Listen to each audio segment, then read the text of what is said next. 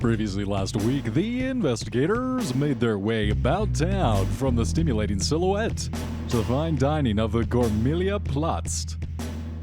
Under the vaulted ceiling, they examined the mysterious dossier contents with Aleister Crowley, an eccentric but polite occultist who unveiled more information about the woman in the 8x10 glossy photograph.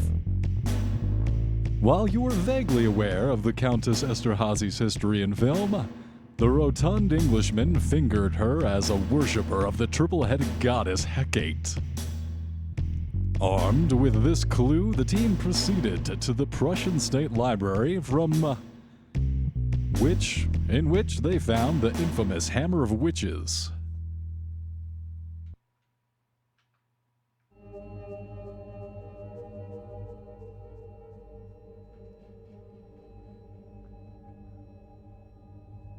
Mika found the Greek god associated with darkness, crossroads, and the mood as the patron of these witches. As you made your way from the library, a hideous cacophony exploded through every window as ducks rained from the sky, piling up in the streets to the knees like feathery snowdrifts. As you exited the library and returned back home to the church, you walked through these cleared trenches back home.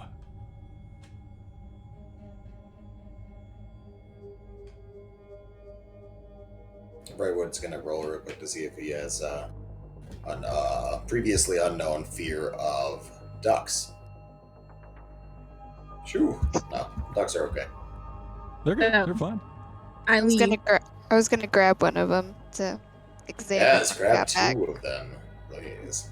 You guys leave, you grab a couple of the ducks for further examination in the mortuary and return back to the Church of Starry Wisdom. I leave for one goddamn session, you guys blow up the library. It wasn't our fault. There was a lot of things that happened. It just exploded. What do you mean it just exploded? It just exploded, dude. We were walking out of the library because we were researching. I was researching. And yeah. And then the ducks just exploded into the library, outside the library, everywhere.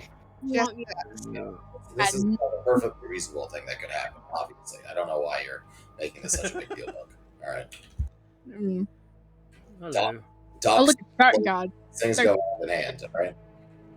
Hello. Hey, look who waltzes in here 13 minutes late. Is this motherfucker? Hey. Hey, what's up, guys? What's up, baby? You sound depressed. Is everything okay, or sick? Horse, where are you, horse? I'm actually here. We're good to go. Hello. He's hiding. I had to get my coffee. I'm sorry, guys. Actually, if it's for coffee, I'll excuse it. I even made my own syrup just to get this coffee perfect. Somehow I don't trust Dark God's homemade syrup. I put maple syrup in my coffee too. It's Hey, not weird at all. I get my coffee straight from the sink of Flint, Straight from the cow. Oh my Straight God. from the teat. Yeah, you know what's great with coffee? Heavy metals. Yeah. Tasty. You get your daily dose and the other minerals. Oh boy. Bishop, what are you doing as the camera pans to you here at the Church of the Starry Wisdom? Me? You are Bishop. Alright, I am right now I am walking down the hallway with my dog, faithful companion, walking by my side as we walk towards a door. Doesn't even look like a door, it actually looks like a wall. And I tap on it. And then it opens up mysteriously. And then I walk in, closes behind me. And I look at a prisoner. Hi, are you having fun? Hope you're enjoying your stay here. Water, please. I'm so thirsty. I'm happy to, but you need to tell us what I want to know. Please. This is what you want to know. I'll tell you anything. I want to know everybody that's in charge of your organization. I want to know where all their bases are. I want to know how many people you have under your control. I want to know where you shit, where you eat, where you sleep. I want to know every fucking thing. I But guess you before don't. you answer, give me a second. And Oh no. I call in for the. I have a few friends that came here to visit you today. Oh my. They're a bit excited. Not the Girl Scouts. Don't do it. And then I knocked the door, let the maids come in. Don't want any thin mints. Bringing in several instruments of torture, they enter and start arranging the different tools. When you hear out the door, Interesting. Ladies, take care of him. Get all the information you need. I need. Sorry, let me rephrase it. I need, and then some. I'll be right back, and I'll walk. And I let the maids open the door for me as I walk out. With the dog. Bishop, someone's at the door. Yes, sir. Bishop. And I head to the door. coming back out of the secret area, you head downstairs and see, waiting in the foyer, walking in, led by a member of the cult, strides an all-too-confident swagger of a young man in a group of other young men. Equal parts arrogance and ignorance, he saunters up to... walking right past you, Bishop, over to the Prophet, swinging the bat from his shoulders, placing the tip on the floor, and copying a quick feel with the other hand. Whoa. What are you copping a feel of? His bat. If okay, so this person His long rod. Oh, I thought he was copying a feel as a dick. All right, never mind. Prophet, he goes right up to you and grabs your ass a little bit. Oh, Hello. Can I- Can I help you? he's getting too close to the prophet, and I like Yes. between the two of them. Absolutely, you push him back a little bit. Well, lovely place you have here. Makes me consider of joining your little church to hear one of the teachings from your prophet. Always had a thing for the nuns thank at you. grade school. Yes, me too. Sounds Who the about- fuck are you, and why are you in my house? Well, don't you remember we helped you out with beating a Nazi ass? We're here to Yes. see that the Nazi has a sore ass in the morning. All right, well, follow me, guys. So you aren't here to lead your family and country. Oh no. Oh, Well, there you go. Milk is now our ambassador because she can speak that way. oh God. Yes. The Wookiee said there'd be fucking Nazis in this. I didn't know exactly what he meant. So these are the wild boys that actually helped you in the combat with the Nazis Yes. and put them down. Young kids, 17 to 13, around that age, Oh. teenagers. Are I they don't want to guys know your all- age. Thank you very much. Oh wait, Timothy wasn't a part of the Wild Boys. He was a He was a he good was- boy. yeah. No, he was a lone wolf. His lone wolf got his ass beat. Yes, these are the very flamboyant little boys. But, Oh, wait. It's a gross way of saying that. Andrew, Oh, you would also yeah. know that these are the individuals, maybe not these particular people, but these kinds of types that he was about to fall into, and that, with your stern guidance, narrowly avoided. Now he is a very praised butcher. Upright citizen. Well, I wouldn't say a Oh, praised. yeah, let's not go that crazy. Well, we're all upright citizens. Don't get me I wrong. think. Parts of us are upright. Ah. That's my drift. Hey, Speaking of, as you survey the rest of these young men, you see some other sexual items in nature, from riding crops to double-sided rubber dragon dildos. Each boy wearing enough belts to be the protagonist in a manga. All right, well, enough with the pleasantries, yeah? Show us to this Nazi, and we might learn Yes, him yes. a lesson. Come along. I have already prepared them for you. Wunderbar. Just keep Aye. the water coming, and we'll make sure that we're done by morning. All right. All right, come along. And then I walk them, and then I walk away. I Room walk was quiet. The quietness, the darkness around us as they follow. It's like the lights in the hallway just disappear, and they flicker away, and then and everybody in the hallway just disappears. And the boys are with me in the secret room. They don't know how they got there. Nobody knows how they got there. Well, enjoy, and then I just walk away. I have a question. Go ahead. Is that room soundproof, and is my lab like right beneath it? It is No. soundproof, and then it's not beneath it. Oh, okay, Good. yeah. You are not going to hear a thing. It is Good. more on I'm the gonna- other side of the property. I'm gonna bring the prophet to the decontamination room. I don't know where those boys have been or what they could have gave him, but I'm gonna rinse him down. Make sure he is not contaminated with anything that those little street. All he did was touch my butt. It's all right. Come on, Mom. Mom. There's a black mark on his ass. Quickly. Room. You see, Brian would protest loudly as Milk starts scrubbing his ass, I guess. Hit him with a fire hose real fast. Oh yeah. Stop! Do you want to God. go through the whole Leave cleansing my butt ordeal? alone. You don't know how many doctors we have to get here to get you clean the first time. I'm not like. Yeah. Shush your whining. Leave my butt alone. No. As Andrew sees to a thorough cleaning of the prophet, we're going to cutscene up to the top of the building. Horst. Remind me what's up here. This is like a meth lab. Am I remembering correctly? What? You are correct. However, this meth lab is perfectly legal, completely licensed. You are supplying a good percentage of all the methamphetamines to the entire world, much less Germany. I mean, that sounds great. You're making a killing, and if it wasn't for your extremely profitable business, the cult, while being well off, wouldn't be enjoying the extreme luxuries that it is currently. Good job.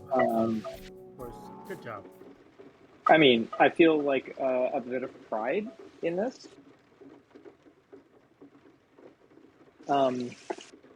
Okay, so I'm hanging out in my meth lab.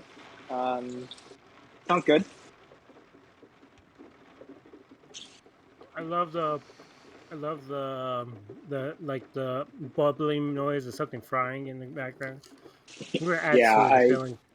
God damn it! It's not the keyboard. It sounds very tasty. You replaced the clacking with frying. I am under a tight schedule today, so sorry. I will try and make as little noise as possible. Hey, we fucking love it, man. We're only making fun of you because we love you. The rain because is we're not. hungry. This is not Both of Horst. those The things rain simultaneously. is coming down, pitter-pattering on this enormous greenhouse that spans sure the is. entire apartment complex. Nice. Coming I just down. envision. Oh, Just sorry. say- It's really starting to pour, and as you localize yourself on the rooftop office, due to the rhythmic fall of these droplets on the glass panes, the outside world is strange. The warped reflection through the downpour stretches everything in the outside world. The lights are off in your office, with the shadowy corners outlined only by the smattering of the distant lights from below bubbling up. As awareness returns to you, you emerge from micro-sleep. There's something on your lap. There's a weight. It's soft and warm. As you look down towards the figure, it becomes more solid, and you see two slant eyes watching your face. Is it a fox? It's Or a an Asian cat. chick. Hell yeah. Well, I mean, it could be like one of those rats that got away. Or it could be a cat girl. It Like could one be of those either really- one of those things. But probably not the second one. Or the Your last eyes one. focus. It is indeed a fox. Oh, for fuck's sake. Well, okay. Oh, for fuck's sake. Hey. Excuse me. Excuse me. So, as usual, Horst has like random bits of cat food and so on, so he can share some with the fox. Nice. Gross. Takes a little nibble of it. He's appreciative. He likes it. He might have been a little hungry waiting for you to wake up. The sound of food falling out of horses' pockets. Hi there. What can I do for you, my fox friends? I don't have my foxtail anymore. I've lost it. He jumps up to the seal that encircles your office, upon which sit different viable plant species for evaluation. Your greenhouse has been exploring different plants, such as the cocoa plant, trying to determine which one would be most viable for extraction. Glancing around, you see this fox pause one of the pots over the edge, shattering it on the floor, before sitting down a few feet. He's part cat. Which one did he knock over, though? Like, do I know what it was? You look down at the plant, trying to determine what the species is. This seems to be one of the rare ones from Southern America, and as you glance back up,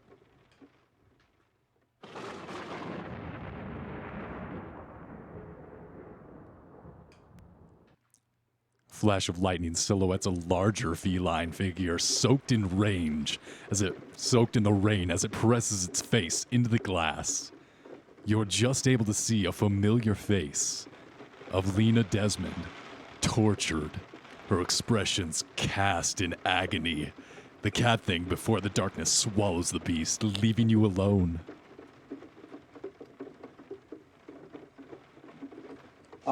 Okay, so since I'm half insane at this point, Horst is just kind of gonna sit down, maybe wave the fox pal over and say, "Hey, could you like come over here for just a minute and like talk to me?"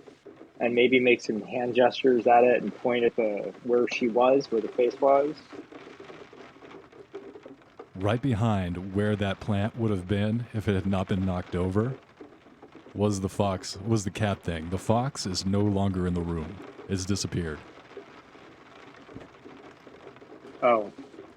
Furthermore, you're not sure where anything is. The rest of your office is swallowed back into darkness. Okay. Horst is starting to grind his teeth, but fortunately he always has a flashlight on him. So he's going to take his flashlight out. He learned this from a terrible previous experience. So he's going to take his flashlight out and try and turn it off. You do so? And then look around the office to see if I'm still in my office and make sure everything is like human-sized as opposed to like fox-sized. Everything is where it was. There's nothing that's changed in your office, and as you pan around the room, you see no sign of the fox.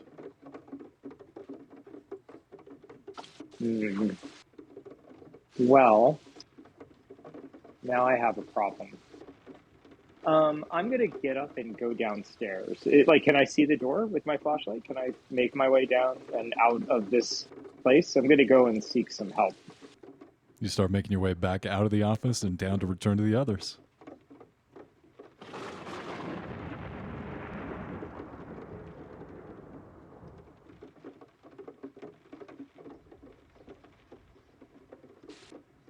So when I find the others, I'm going to tell them, hey guys, I just saw a horrible, well, first of all, I tell them about the fox thing. So I believe I previously told them about the fox hallucination, so I'm going to tell them about the fox.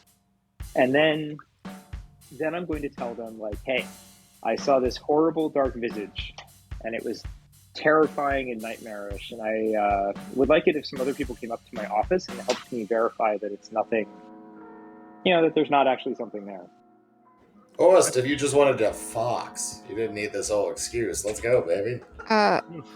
It's like those fucking foxes from when they kidnapped me and made me ride their tree. Wait, what?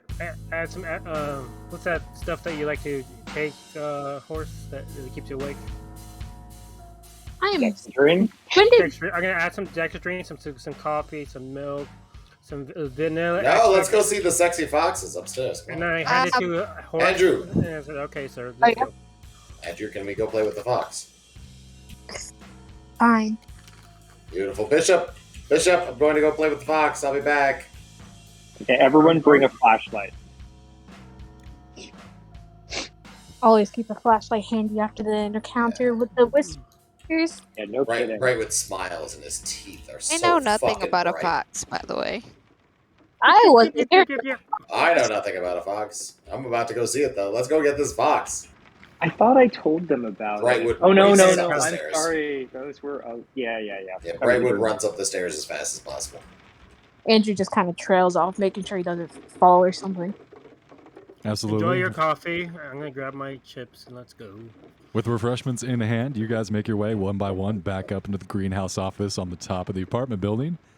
Looking around, just seems to be Horace's usual clutter, but nothing out of the ordinary until you come to the pot that's fallen on the ground, soil scattered all over the place. Doesn't seem to be like a huge mess, but maybe, just bumped into it and knocked it over. He can be a little clumsy sometimes, and as you guys search through the office, I'm going to need you to make a spot hidden check as you all try and look for any signs out of the ordinary. I just want to be clear to you. I see that look on their faces. I think We believe him. Well, we believe you, Horace. It's just, have you been getting sleep lately? I am not making this up. There was a fox here, and it was half cat, and it knocked some stuff off the shelf, and it's terrifying. I really do believe you, Horst. Yes, me too. And then kind of Brightwood looks at the others and is like, yeah. I don't see anything. Dr. Brightwood, Mika, Everybody. You both are a little skeptical until you go over to where the pot was knocked over to the ground. At the insistence of Horace, and Horace, you're the first to see it, you see the outline of a human face on the outside of the glass, as if someone who had their breath had condensated onto the glass, and then they'd press their face into the condensation. Brightwood pisses. Interesting. See? I didn't have any doubts. Brightwood pisses himself and shrieks like a small child. Is there any way I can get like a don't want to mess it up. Like a face print? Yeah. Yes. A picture. We can get a total thing that definitely exists. Let us do this. While they do that, I'm gonna pull over Horace. I'm gonna take out my book. I'm gonna tell him to describe the fox that he first saw, the fox that he saw this time, and then I'm gonna look for reference in the book. Okay, so it was when we were in the basement before we found that pentagonal thing, the big ball. I was taken to a fox world. It was like future fascist fox world where there were foxes everywhere and no other people. And then they made me ride a train and they tried to make me fall asleep, but I refused. I look at my book. I don't see anything related to that. I got a 99 in I failed like bad on my occult. I look at this book. It's like, It just drops it. I used to be able to read this. I think I forgot. Give me a second. You thumb through the Necronomicon and the face that's bound. Brightwood grabs the book. He's like, I can find the foxes. Would you like to use a couple? Oh, yeah, I'll use 2 luck. Yeah, sure, I'll use 2 luck. I'm down to 45. Okay. The book bites Bishop a little bit, and as you wrestle it away, having to pull the book off of Bishop's thumb. And as you do so, it just opens up to the right location, and you see that there are other worlds referred to in the Necronomicon. Some of these worlds are run by other dominant species, and one of them, adjacent to the Dreamlands, is indeed run by foxes. There seems to be some kind of interconnection between these different realms, as if regular service, a line, adhering to a timetable even, could be used to travel between them.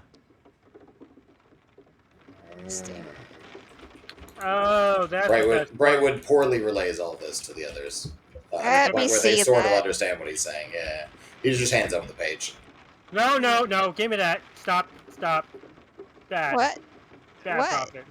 Don't rip the paper out of the book. It's so delicious. There's no pictures on this page, Bishop. You told me that the pictureless pages are all mine. I will eat that page. I take the book before I get damaged anymore. The I book get starts it. to Flicking bleed his legs. where the page So- was torn out. The rip Uh, starts to bleed black blood, and as you chew it, it's like a clam. It's very tough. I'm gonna cut myself and like sacrifice some of my blood to the book and appease it, if just in case it's angry for what it says has happened to it. Oh, it's And so then- happy. It loves it. Listen to it groan in pleasure as I chew on it. Mhm. I don't think that's pleasure groans. Oh god. Yes, this is blood. Mika? I say to everybody like, oh, that's what that is. But I don't mean I'm not telling them. I'm just realizing why I got that thing last time. I was like, okay, this makes sense. So I think well. Horse is onto something. There is a world run by foxes. Who'd have thought? I mean, So about the face, mm, I should probably tell them who I thought it was. I guess I'll tell them who I thought it was. girlfriend. Hey, who'd you think it was? I know I'm spacing on the name. I'm trying to fake knowing Nina. what it is. Lena Desmond. Oh yes, thank you. It was Lena. a reporter? Cat guys. It was who? A reporter. Yeah. That's Who's been the here. reporter? That Who's we the went. reporter? I'm a reporter. No, Wait, what happened? I thought she stayed in the house. no. Yes, We said- parted ways after we went to the library. Uh-huh. Did we? And Yes. Oh, I mean, we tried to convince her, but yeah. oh, okay, that's fine then. Never mind. She died. She chose death. It's okay. Wow. What do you mean death? She was outside the window pressing her face against it, and the fox pointed me to her. Yeah, she's probably Are you a sure? fat woman now. Sorry, go ahead. Hmm. Go for it. I don't know. I'm just thinking, like, why would she climb up here just to do that? I mean, scaring Horst is a lot of fun. And then Brightwood kind of jumps at Horst, goes, "Bugga, bugga, bugga." Of course. Oh my god. Horst is going to go hide under his desk. There's got to be a Oh desk my he can God. hide under. I'm See, I gonna mean, we go all know it is over a and- lot of fun. I'm gonna go over and try and comfort Horst. Oh, don't pretend you've never fucking... Come on, everyone's scared Horst a I'm little. not- I mean it in good jest, right, Horst? Nope. Of course, just She have doesn't know about the pedophile demons or the paintings, or about the foxes, or about the ghostly phantom things. The dog that's a shadow that's in my shade, Right. my shadow. yeah. Can I psychoanalyze Horse? Please do. He's nuts. Oh well, no, he's Perfectly sane. He is Arms out. 100% like a rock. Bedrock. Oh, like a rock. Like a rock. yeah, I no, got 40 out of 10. fine. It's fine. He's fine. Yeah, I'm just going to like kneel down beside him wherever he's hiding and like try and put my arm around him to try and. Brightwood gets really close to Horst's face, and just as he's like staring into his eyes, he pecks him on the lips. Like, I don't know, he seems good to me. Oh my god. Horst starts chewing I at don't- another Dexedrine. Oh, I'm think- gonna oh my push you God. away. How much is my Everybody, luck? okay, you know what? Everybody get out of here. Leave Horst alone. Leave Yes. him alone. I leave another cup of coffee for him and his special drug. And I was like, No. I don't want you guys to leave me. I just saw I'm gonna a stay. horrible I thing. will a stay horrible here. I'm just hallucination. trying to. Horst, You guys what- figure out this face on the wall. I want to understand what the face on the wall is. I'm not going to figure it out. I don't know these things. I don't know faces. what are you is doing? there is there something we can roll to kind of tell, like, why is this face on that? Was it like from the smoke of its breath, or does it look more unearthly? unearthly. Can I'm I- Batman. Sorry, I doubt it was me. We're not doing this again. Now, you guys All right, all, not yet, as not yet. you guys all exit, leaving Horse to be looked not- after by Mika. Mika, Oh, as you Yes. take a second look, you see that the rain is rapidly washing away the imprint. With the last bits, the last moments, you capture this facial imprint that's on the outside of the glass. Looking around the room, you happen to see one of the maids walking in with a camera on a silver platter, picking up the camera. How she? Well, I'll worry about how she knew I needed this later.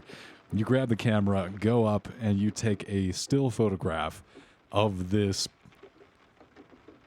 It's not quite an imprint, but you do take a picture of this marking of the condensation, the face left in the condensation, and you immediately recognize the features are that of a young lady, probably somewhere in her early 20s. Not a child, but obviously, yeah, you're not sure exactly who it is, but it does seem to be that. Features from a younger woman. Hmm. Can't. Are you sure it was Lena Horst? Well, I mean, it was in the dark, and there were, extenuating circumstances, like. And she was a fox. Well, yeah.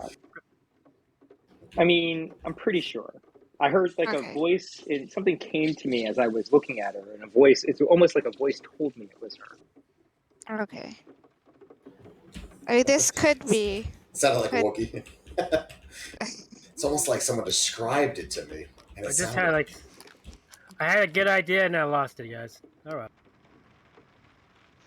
Okay, well, it's a voice if it I hear is. quite often narrating the things that are going on around me. If it is Lena, then we need to go and check on her. I just remembered now. Do we still have the file? We didn't give it to her, right? Because I feel like we wouldn't give it to her no matter what she said.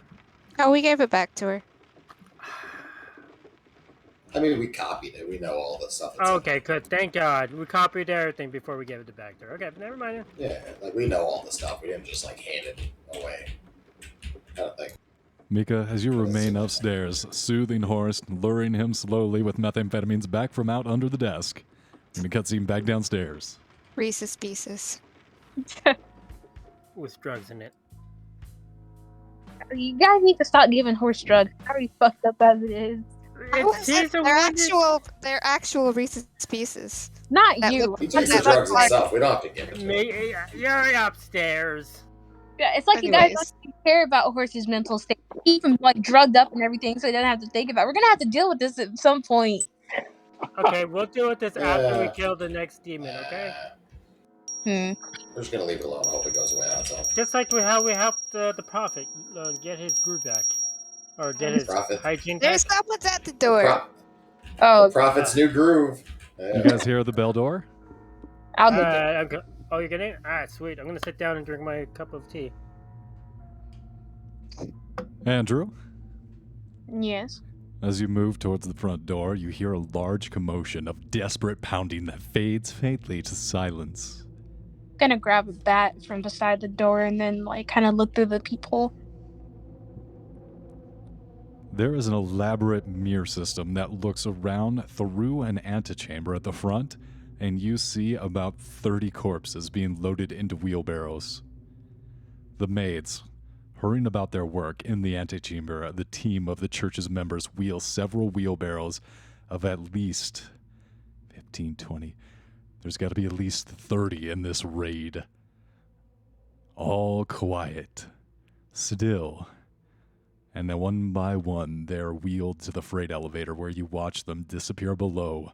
Only the faded yellowish backlight of the floor indicator needle denoting their passage.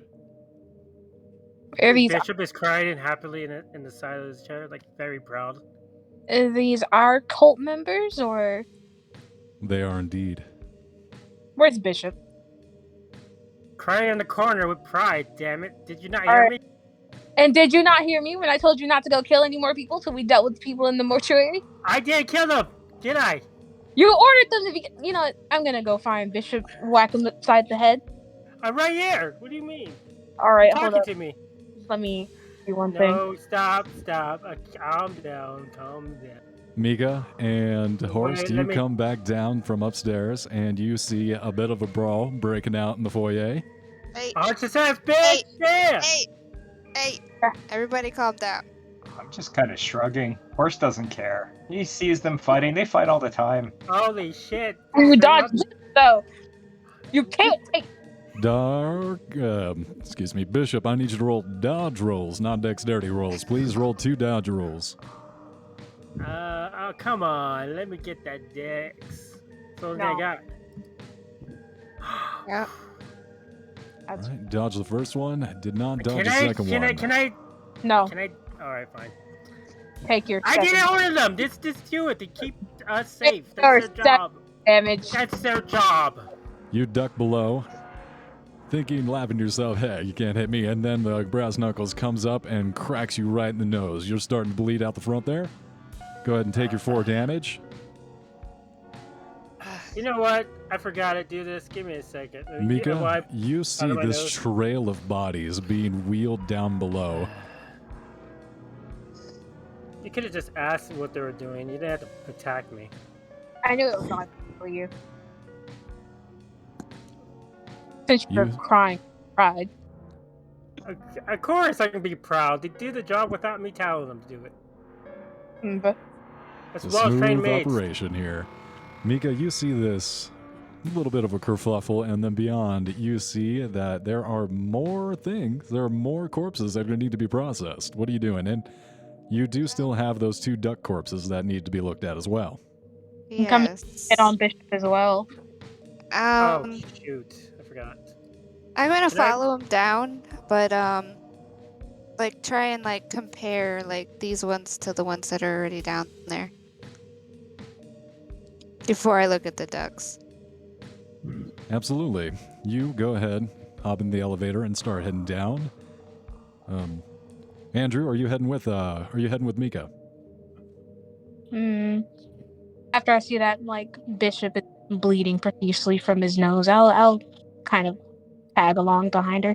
Clocking him a What do you clean guys- one. You head on downstairs, and you and Mika go into the freight elevator, closing it, and start making your way down, and immediately notice that there are newly constructed floors. You descend all the way down to the 6th floor, and notice for the first time that 4 more levels have been added. The polished white level number indicator shines brightly as if installed yesterday. Walking swiftly, your steps echo through the marbled floors, walls, and ceilings until you arrive at the most recent additions. Precisely organized, you see that the bodies of the cops have been grouped together, tagged with thin blue lines, along with dense code. All the berths are occupied similarly, hang different tags, but tags nonetheless, and those empty berths sit bare. Mika, I have a question. Yeah. Are we the bad guys? We are associated with some interesting people. Nonsense! You see Brightwood sitting on top of a cabinet, just eating. What? A banana. Whoa. Poppycock! We're the good guys. Have you moved or touched anything We're in the here? sexy guys. Please tell me you haven't. Not recent. No. Uh, Maybe. Oh, God, This Mika, doesn't. Mika's having a crisis because she was really hoping you didn't move anything or touch anything because she likes things very specifically in her lab. I don't know, bro. This doesn't feel right anymore. There's so many bodies. It's like an abundance at this point. Like, We- are we supposed to be doing this? Is this really like something good? I knew we were a cult and all, and I knew people were gonna, be sacrificed. But I didn't think it'd be genocidal levels. They knew that more was gonna come and they added more floors. It's like this is way too much. What is happening? Yeah. I need to like examine the new ones to the old ones. Like I need to see exactly what's going on. Like for real. Absolutely. You see that most of these levels are still occupied by cult members. Wheeling out, you remove each shelf and you see row after row of almost identical looking, in their maid outfits, the same face, the same body. And then, arriving back at the blue tags, you see that these 30 police officers that were just deposited are the only ones that bear any kind of distinction and variation. Did they just kill an entire police force? Oh, the maids are clones. I just thought about that. Wow. Wait, what? Yep. They're all named Samantha. I'm gonna take one Samuelina. of the police bodies out and see if I can what happened to it. Through a quick examination, you're able to see that this police officer was suffocated. How are they doing all this? Why has no one noticed anything? This is a lot of people to go missing. Yeah. What's the population of this town? Berlin? Yes. It's a couple people. It's got a couple. It's got a few. There's a few Population. left. Welcome to Berlin. Population, people. But yeah, this is, I don't know. What year is it? Currently Wait, is so- 1928. 1928?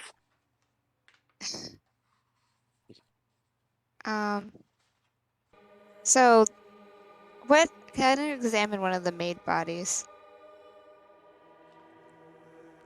Going over to an identical adjacent shelf, you remove the case and look thoroughly at one of these maids. What are you looking for? How did she die? Give me a medicine roll. Oh. Medicine. Why not biology? I'll allow don't you- biology. Holy Huh?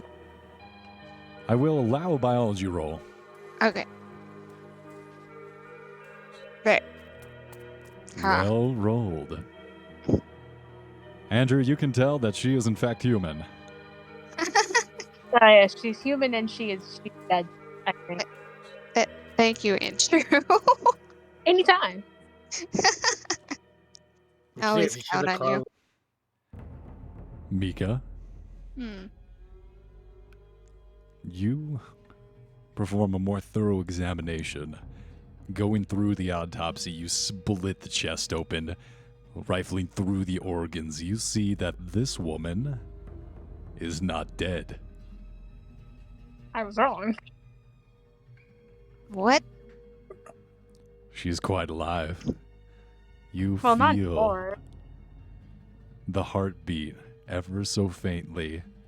It must be 1, 2 beats per minute. She seems to be in a very deep coma. Oh my god. You just killed her because you cut her open and rifled through her organs. But her heart's still. Oh my god. Barely. I think she's about to die. As you just continue your killed her. examination, she is not dying. This is going to make you very unsettled. I need you to make a sanity roll, please. Oh. Oh no. Where's my sanity? Oh, there it is. Moving over to the berth Ha. immediately adjacent, you pull out another maid and you perform this exact same examination. She too, in a similar comatose state. Hey, if these guys are alive, you want to stop cutting them open? Jesus Christ, you psycho. Brightward, get the fudge out of here, please. Wow. Mika's very upset right now. I'm sorry. Brightwood now looks around and finds the fudge that she was talking about and puts it in his mouth and just wanders out of the room. Yeah, there's fudge in my desk drawer. You can have some. Just please go. Yes, please. Andrew, we have a really big problem. Everyone's in a coma? I'm pretty sure every last one of these maids are just in a coma. Just the ones that came in, or like the No, previous? no. The ones that just came in are police officers. The one that I examined suffocated. All of these maids are just in a coma. We checked the maids from the last stack before these, and they were like legit dead. So why are only these in a coma? I have no clue. Is it a process? Did they all start in the coma and they die as needed? Is there any way I can tell, like, how this happened, or is it just like they're just in a coma? Going back in your mind, you go through your previous examinations and you realize only through a wonderful stroke of luck you were able to see that these were in fact not dead. You could have missed it easily the first time, and now as the horror dawns upon you, you begin to suspect even the ones above you are alive as well. Or they were until you cut them off. Once. Mika's slowly having an existential crisis. And I just pat Mika on the back, like, hey, no, it's not your fault. All of these freaking Megs are alive. All of them. Every last one. Well, not so much more. Oh my god, shut up, please. Here's your hot cocoa, sir. Thank you. Why are you all down here? No, I'm upstairs. Bishop is not near you. He's just smiling happily as he knows what you're realizing soon enough. And he gives... I would like some cocoa. Please share. Oh yes, of course, sir. Here. We have mixtures if you want something in it. Like we have some liquor, we have some cream, we have vanilla cream. We got some cappuccino and like cappuccino, like. All right. Espressos. Since the boys are gonna retch the camera back upstairs. That was a hard turn. Mika, you guys, you and Andrew are gonna go ahead and continue your examinations down below. The rest of you upstairs. God. Bishop! Yes, sir. Right. Yes, sir. Just imagine he's like 2 inches away from it and his arms just stretched out. Like, I've never opened that door in my life. I never will open that door. No, sir. You relax. Your energy is precious to this world. Thank you. And I go to the door, open it. Is it? Yes, because I say so. I should find And something. I open Ray would find something in his belly button. So try to fish it out. Just pulls out a whole Swedish fish. Oh, more fudge! Where'd all this fudge come from? Oh, God. Non-fungible. Bishop, as you make your way down the grand staircase towards the front door, you're met by... I think I called her Maxine. Yeah, you're met by Maxine, your head maid, who waits for you, arm over the heart, half bowed. Hello. Master, you have a guest waiting for you in the sitting room. Did they say their name? Yes, he is one Reinhard Heydrich, and from the looks of him, he seems to be one of the Nazis. Oh, that reminds me. Get the bully. Did you get the information I wanted from our guest? Pity laughing. He seems to be holding out for now, sir, but the Wild Boys are helping with the interrogation. If we're able to uncover the desired information, we'll be letting you know immediately. Very well. Oh. Also, find me something that makes someone's willpower fail them. I might need some. And then I walk away. And it's like, and I go to this. It will be done. You make your way into the sitting room. A man waits for you, sipping a cup of tea in the sitting room. From his neat uniform and the blonde man fills out quite well. Even the brain donors in the room could assume that his party affiliation is that of the Nazis, making the red armband unnecessary. He stands up as you enter the room. Welcome to my prophet's home. How can I help you? It's our home. It's all of our homes. Hello. Brightwood offers him some fudge. That's from his belly. It's homemade. Not from my belly, but I was keeping it in there. You're there as Anyways, well. All right, Dr. Brightwood. All right, the man, a little surprised that there are, he didn't see you there, but yeah, he walks over, holds out his hand, and then shakes your hand, both of you, if you'll You don't know allow. where he's been. gosh, what's happening here? Taken quite a bit Kiss? aback. You go reach out and kiss him before he can react, and he is. No. Mwah! That's Oh God. Brightwood's becoming more and more like Bugs Bunny. I don't know how to stop it. What's up, Mac? It's just happening. It just is what's happening. He's gonna start digging holes to Albuquerque. Yeah, I guess. I take please sit down. Did you need a drink? What's your name again? Yes, I do now. My name is Reinhard Heydrich. A pleasure. All right. And I pour him the most fruitiest drink in the world. I hand it to him. It's a little sweeter than I'd like. I know. Now, explain to me why you're here. Well, down the brass tacks, I like that. I've come to ask for your assistance of your organization. As you are no doubt aware, the Nazi Party has many factions, and they don't see eye to eye. We don't And which associate. faction are you with? I, myself, am part of the SS. And the one that you're against is... Well, some of our number, as you've seen, are unruly. The sort to resort to street brawls and vandalism. It comes to my attention that some of the members of the SA have been harassing your fine church here. No one can harass my church, even if they wanted to, or didn't want to, or other. Yeah, we harass our own church, thank you very much, sir. Right, I'll would take that harass kiss them. back. Brightwood, Hey. quickly wipes his mouth off. I give him a lollipop. Spits on the floor. I give the prophet a lollipop, and I continue.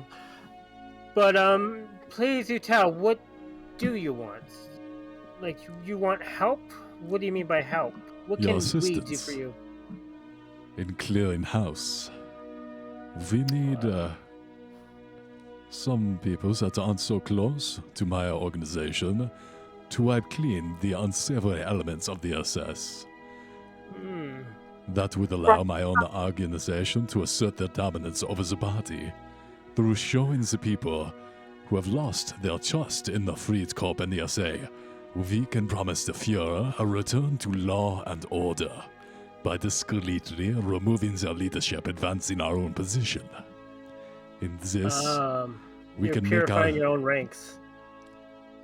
Well, we would like to make sure that upstanding men of character are in control. In this, we can make ourselves indispensable to Herr Hitler. As his right hand, you yourselves would benefit greatly from our newfound power and control, and we will be able to ensure that no longer you are subject to such disgusting harassment. I laugh quietly. It's like, no one has ever harassed me before. Other than that one right there. I point to Milk. No one. She's has- down with me. Oh, whatever. You better remember that harassment, Bishop. Yes, clearly your nose runs from blood from no harassment, and clearly you have no problem with harassing people like this one here. Dr. Brightwood, was it? You are very forward. Dude. I mean, you're the one that came into our house, didn't notice us standing here, and then talk shit about my cult. So, Church, sir. Church. church. You make it hard to ignore you and your church. Good. Now, and I get close to him. I was like, "What are you offering me?" And I tap his hand. I tap his shoulder, and I reach out my hand for the main maid to bring me what I asked for in a nice drink form for him to drink to enjoy. From the shadows, she emerges, serving each of you a drink. You can clearly tell that she has deposited the said requested substance into his beverage. And as you continue the conversation, then, looking around, it is obvious that you have no problem coming upon material possessions. I doubt that you would want money from our party. Oh, No, we money would. is useless. No, money's good. No, they take money. No, we'll take money. Wonderful. Yeah. I'll have an arrangement for you to receive 500,000 francs if you are able to exterminate Ernst Rom. 1 million. 1 million, that's it? I have that under my bed. Your 6 first- million. Alright, 6 million there. The prophet says he wants 6 million. 6 million. Final offer. That's quite steep. Yeah. So please. I appreciate your negotiating strategies. This is very effective. You mean just saying it very loudly? As a hoping sign that of you accept it? friendship. Then yes. I'm quite the negotiator. Increase it by more than 1,000% and very much loudly, yes. That's art of the deal. What can I say? How can you give us the list of everybody? I don't know what to you say. want? And where they're at, where we can find them, what time they will be there. Taking a And can we very make- shallow sip of the drink you served him, he removes an envelope from within his breast pocket and sets it down onto the table. With that, he stands. Don't take too long to consider. Even now, Rome is bringing weapons to bear that no one can withstand. Heil Hitler. Gives the Roman Ah, salute. yes. Ah, Hitler. In the middle, for a second, pause. And he begins to leave without a backward glance. And that was how our episode got demonetized. Yes. That's the One story second. of how. And then when he, oh my god. No, we when need he- to talk. I didn't know he was a Nazi. Fuck that guy. Can you let me fucking do things, my friend? Do it. Do the thing, Bishop. Quick. I do power drain. I want all his power. I want every ounce of it.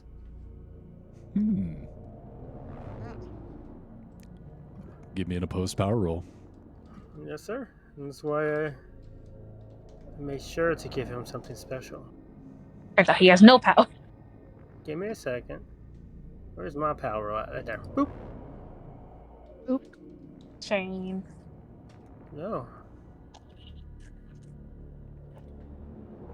I want more. You see him exiting, it. and he stops for a moment as you have this battle of wills. And then he keeps walking. Yeah. I need you to roll a d10, please. Take it all. Sorry, I am full of that. You feel 8 magic points leak out of you, and you see them swirl across the foyer and into him as the door closes. Yeah, man, just stole your power.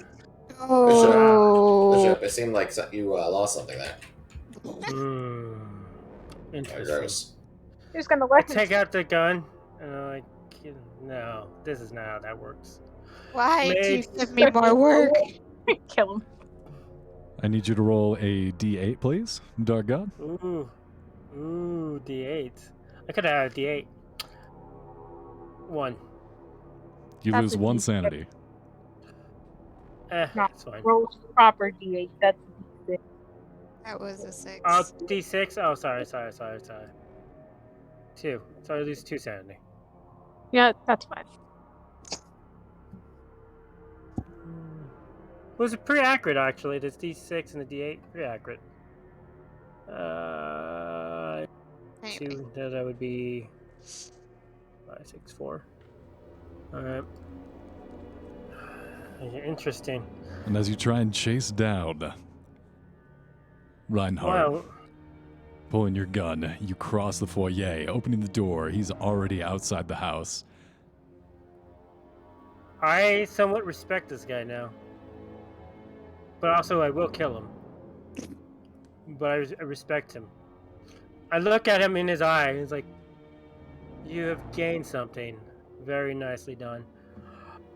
Don't lose it. I'll come back for it later. And then I close the door behind me. Till we meet again.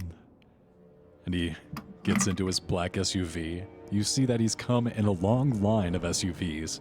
There seems to be 4 or 5, all filled with SS members. And as they drive away into the rain, I'm going to take a 5-minute break. Yep. Yeah. Damn, I gave him like drugs to fuck him up and everything. Nothing worked. I mean, it's Hadric, right? He's probably already super high on meth anyway. Yeah, he is. Oh yeah, let's do that. 5-minute break. Did he get a hard success? Is that what happened?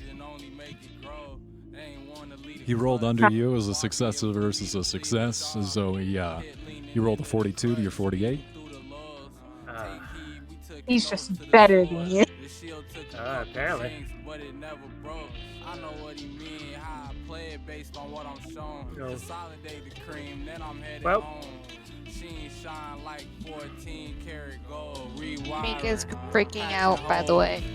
Because every For the umpteenth time, it's only Why is there so many? piece to Hold on. solo to solo. No one just has ever asked any questions. Why is this happening? I heard the clink. Life This can change. is not hiding in the blink of anything. an eye. I'm wrinkling time. I'ma leave it to y'all to get hoodwinked and surprised. Threw on some boosie. I'd rather be with you when I'm should high. just go ask I went Bishop one ahead day. and mixed some beetle juice with the wine. No. Skin contact, peeling a rise, squeeze down. It's been a minute since I blew up your line. I leave town fast. Out the dungeon like outcast. Funnels with the loud pack. Hunters boots crunching through the brown grass. Blood seeping into the mulch. I needed a quick result. I read it and don't respond. She see it and sprinkle salt. I needed another gulp. I'm seeing her when I want.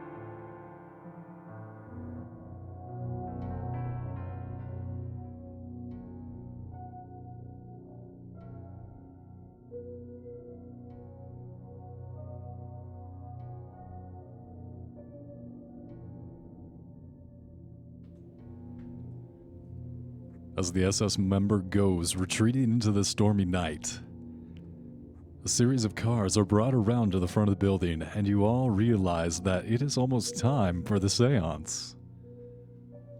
Oh yeah, the seance with the rich people, the seance that we got invited to by the lady who was on a bunch of heroin, the seance that would possibly give us somebody who's like connected to the stuff that we're researching right now. That The seance. very same. Like you're And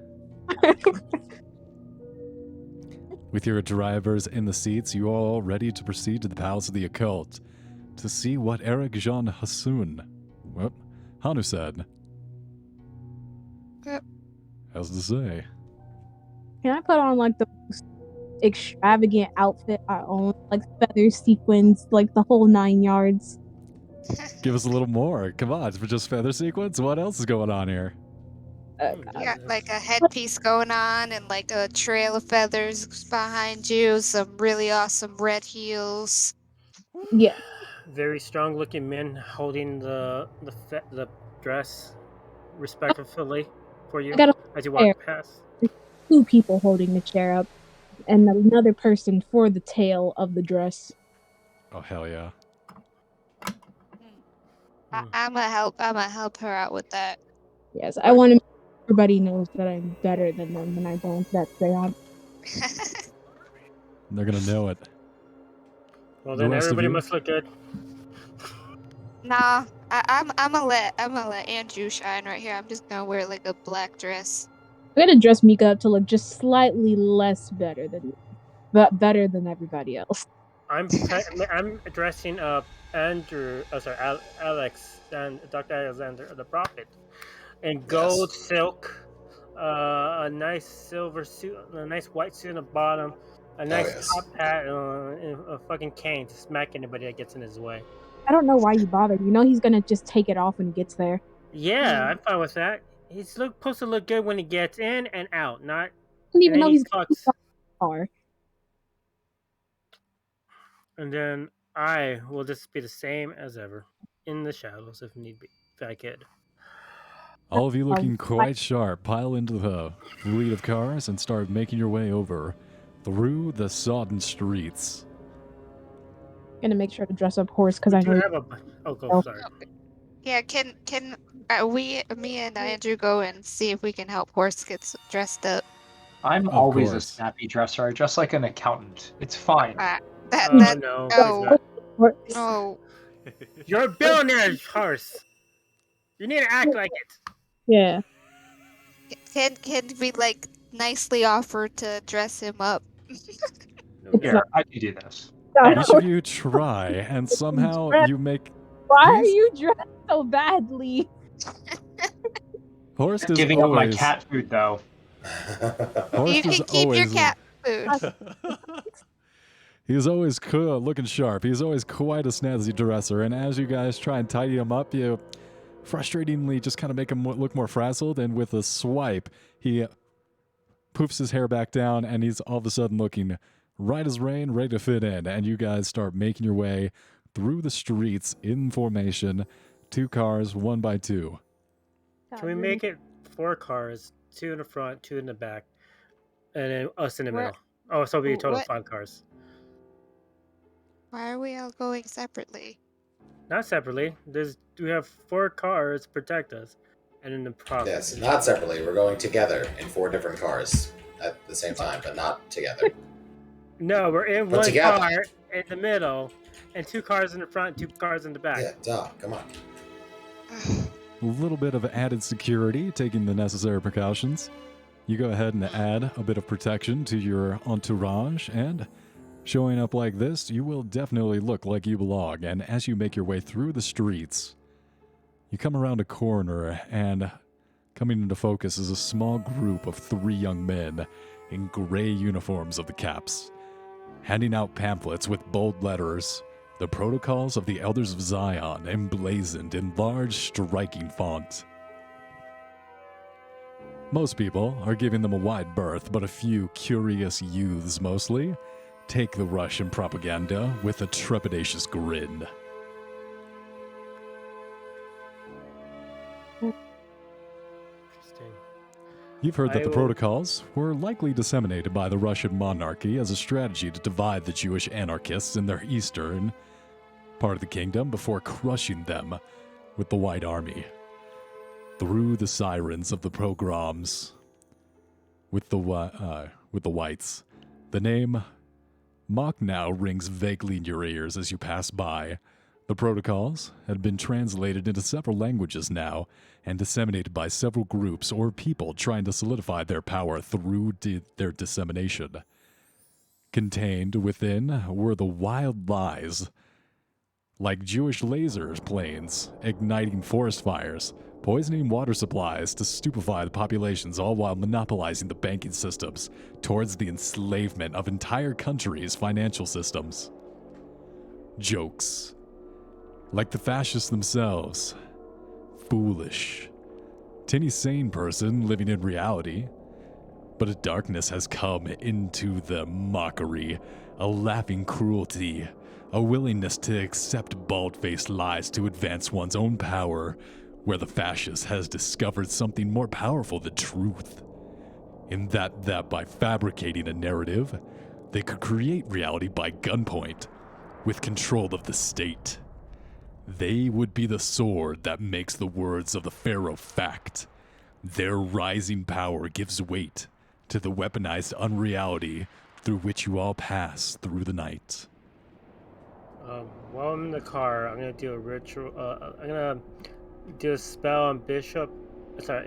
Bishop is gonna do a spell on himself, and the Prophet is gonna sacrifice 8 magic points to roll 4. A total of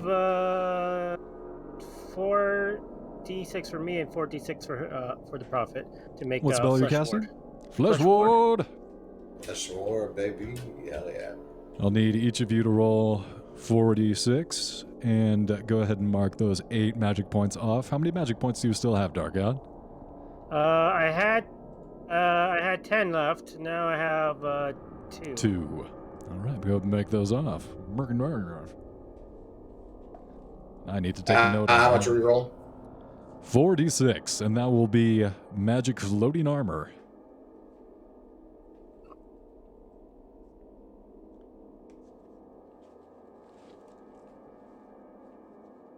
Nice.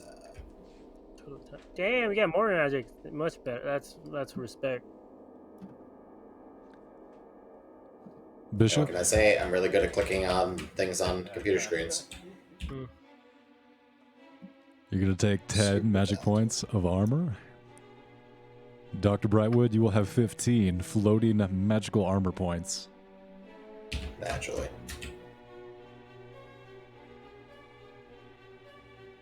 Oh no.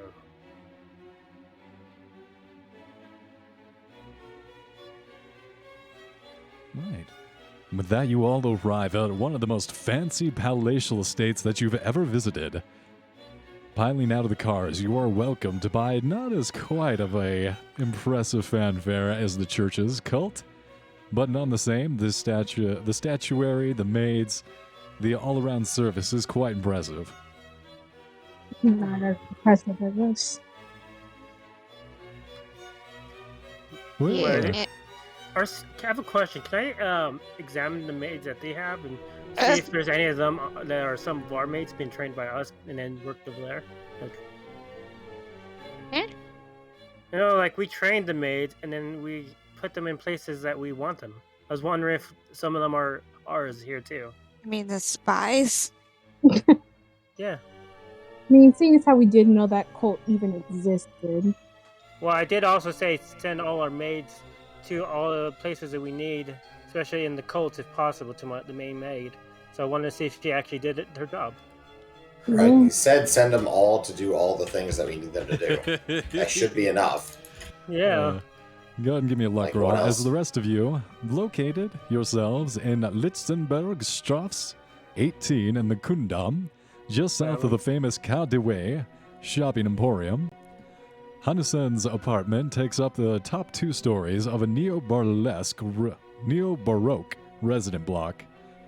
You arrive around 11:30 p.m., bracing yourselves against the frigid nighttime air. Luck roll, please, there, Bishop. Oh, luck. Sorry.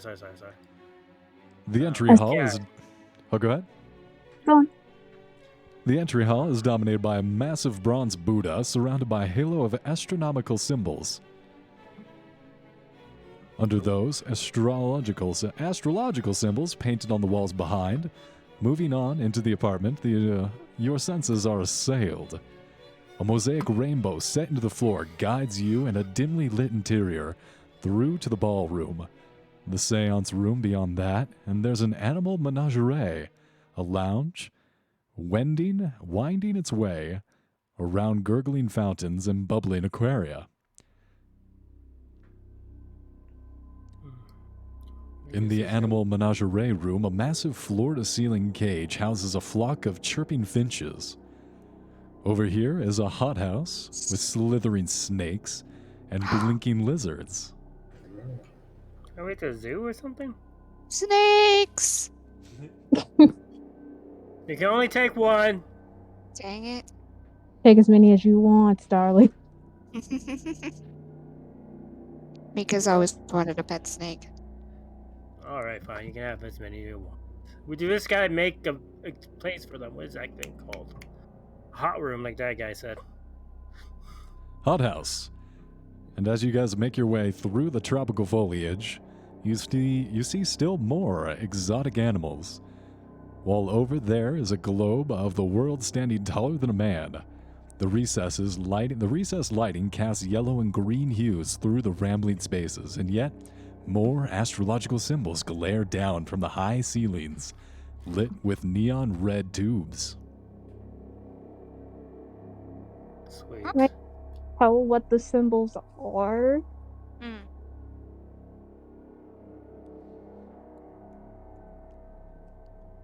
Absolutely. You glance, and going over to one of these symbols, looking more deeply into it, you see that these are standard astrological symbols. You see the sign of Leo, Aquarius, several other of these symbols that you would recognize. Oh. And as you continue through the rainbow passageway, under the dim lights, you find yourselves eventually making your way just outside the séance room. Glancing inside, you see that there are massive couches, seemingly built for giants, framing a circular glass table. A bright light shines down from above, causing the glass to sparkle with its own inner radiance. Is there any drawings or like pictures of on the wall anywhere? All over the walls, they're coated with art. You see countless valuable pieces. Is there any of them that have the thing I got in the mail recently? Like, is there anything with them? Any of them that look like they have that binoculars or whatever the fuck is it called? The There's telescope. nothing. There is nothing that would bear resemblance to the cuneiform written onto the telescope that you received in the mail. These all seem to be of a different genealogy. Yeah. Anything that horse painted? Ha! You do see one of Horse's smaller works. Is it before or after he went crazy? I would say It's after. It's from his more profitable period. So it's after he went crazy. Yeah. Sorry, crazy Sal's, okay? Especially in the art role. Oh yeah, you could feel the torment.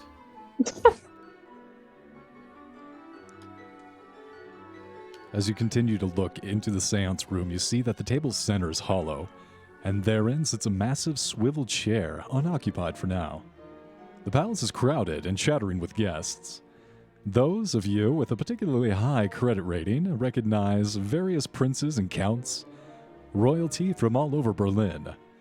You see the failed author of the Nazi sympathizer, Hans Heinz Ewer, writer of such works as Arlon, and the screenplay original of 1913, Student of Prague, directed by Wegener and Rye. He seems to be holding small court in the lounge, entertaining a gaggle of admirers with tales of the decadent Berlin in years before the Great War.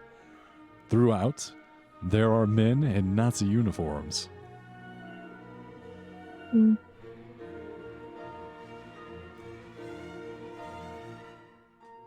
Running through the crowd, you see a bit of blur movement as Margot Leone makes her way through over to your party, embracing you in a deep hug, Andrew. She peels back. She's wearing a candy-striped black and white dress, a monocle, and she giggles as she embraces you. Her outfit looks familiar to the one she wore in the photograph that's contained within Desmond's dossier.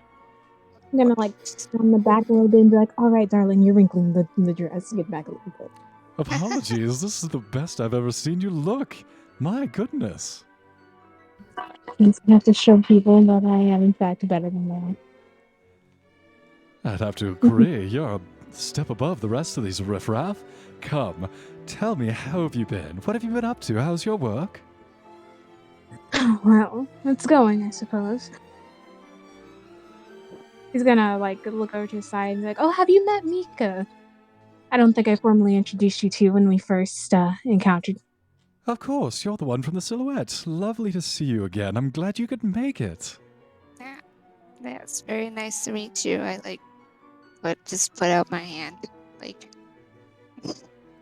She takes it and shakes it vigorously. Her grip is surprisingly strong, and she doesn't let go, instead taking your hand, grabbing your forearm, and starts pulling you off in her direction around the room. Please, darling, I must... Like, Andrew's gonna, like, lean in and whisper, she is quite a fan of earthly indulgence. Don't accept anything she gives you. No problem there. I knew it. I could see it written all over your face. Please come with me. I must introduce you to my friend. You absolutely have to meet her. Andrew's just gonna wait.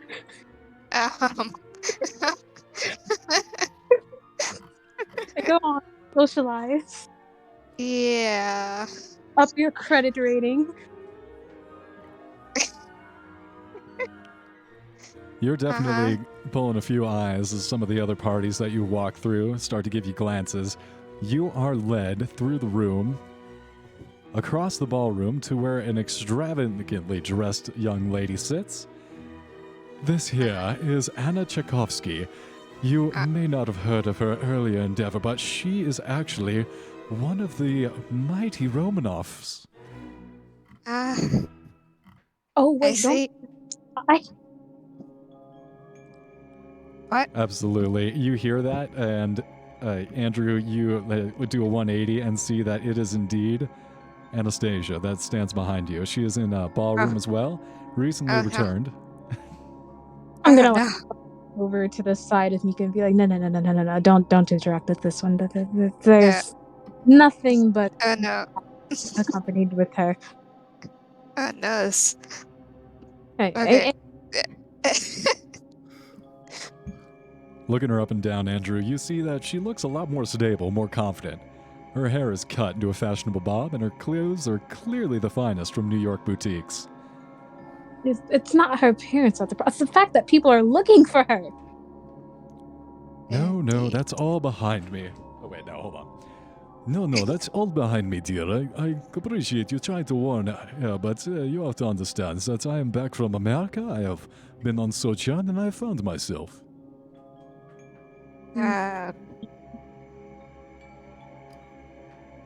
Interesting. I know the last time that we saw each other was a bit of a hairy situation where it was the demon Grossman and all, but here we are among friends. Powerful wards protect us, and we will be unable to be assaulted by such a disgusting beast such as that. Famous last words. I don't appreciate that insinuation. Come now, Andrew, we are friends. After all that we've been through. Andrew's gonna take out a very fancy fan and like flick it and kind of fan himself a little bit.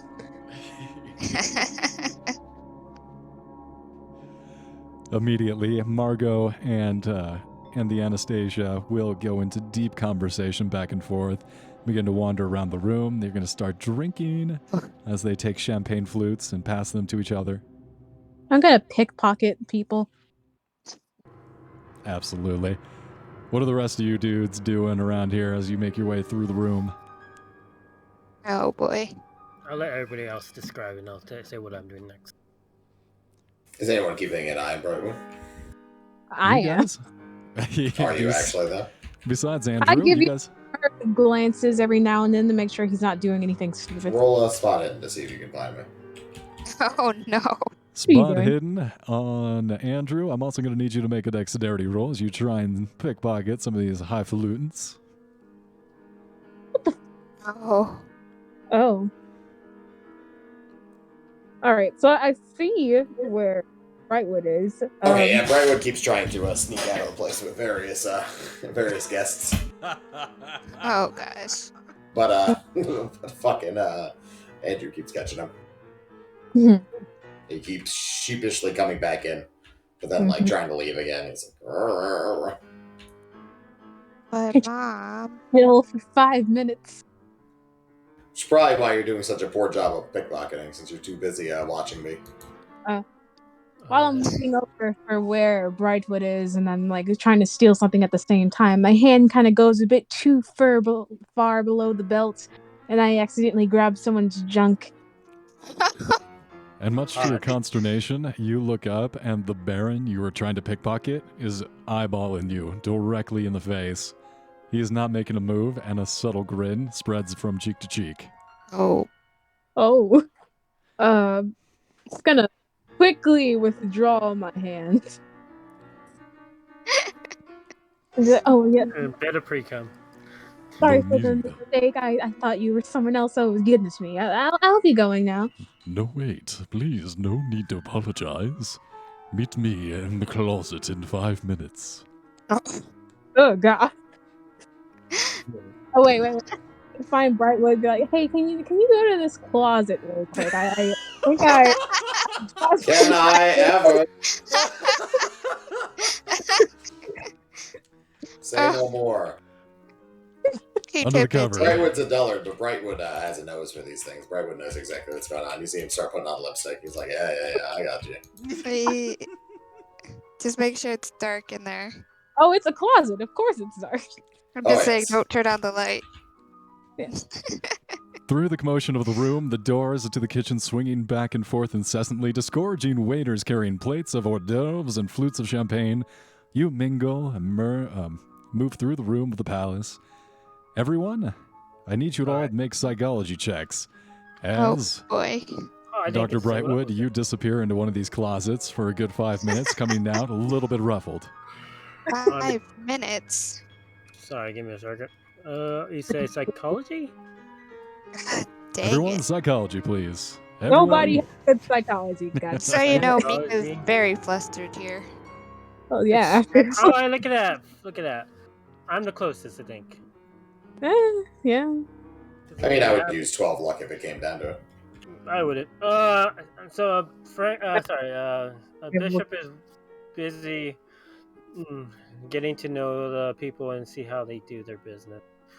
Making friends and with all the other rich and so forth, as well placing, having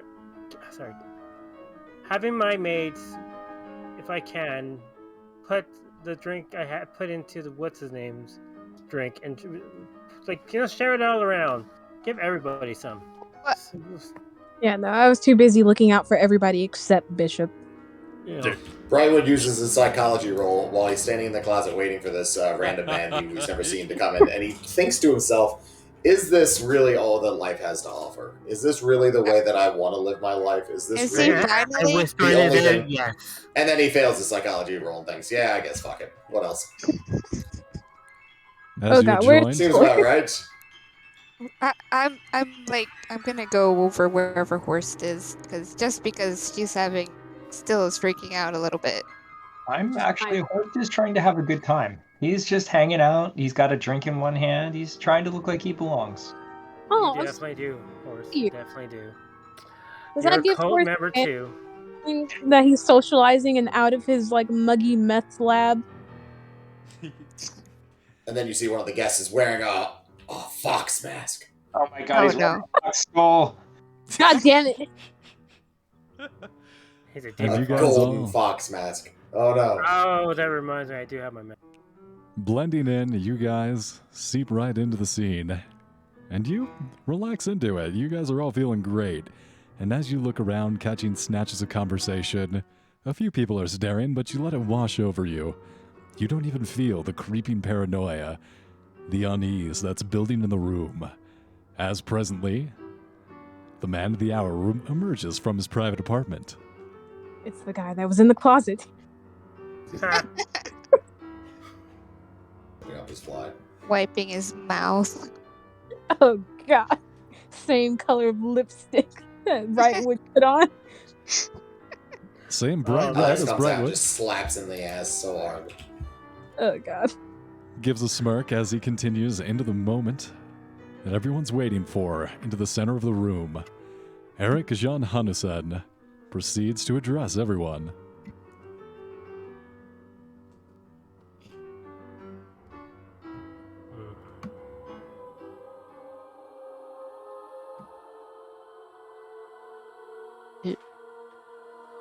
Becoming serious. From his somewhat jovial entrance, you feel the tone in the room change.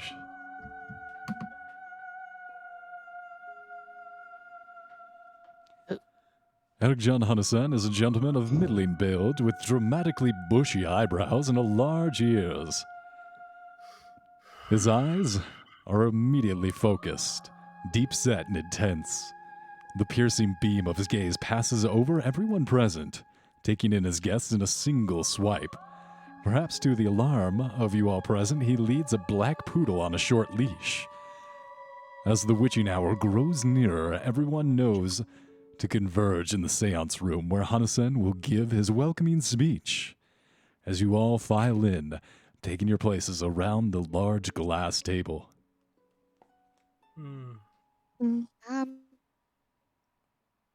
I make sure I walk. Make sure. Alex takes a seat, but he's very alarmed by that black poodle for some reason, and so he gives a wide berth. So I'm gonna make sure the prophet's well taken care of. Make sure his seat is properly cushioned and everything.